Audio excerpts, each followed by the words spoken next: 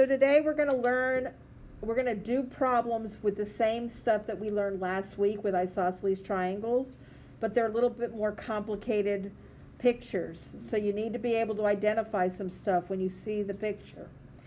If in the picture there's an X in it, we know that this guy is equal to this guy, okay?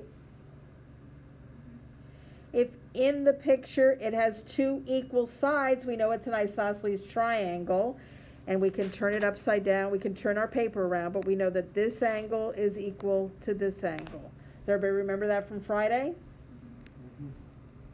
Because the two equal sides make the mountain, and those would be the angles on the floor. Equal, if they give you two equal angles, you can conclude that this side is equal to that side. Okay? And you're going to look for all these situations on the harder problems. I'm going to do 3 with you, and you're going to do the rest on your own. Here you've got two angles here. These two angles, if they're on a straight line, it has to be a straight line, add up to 180. Okay?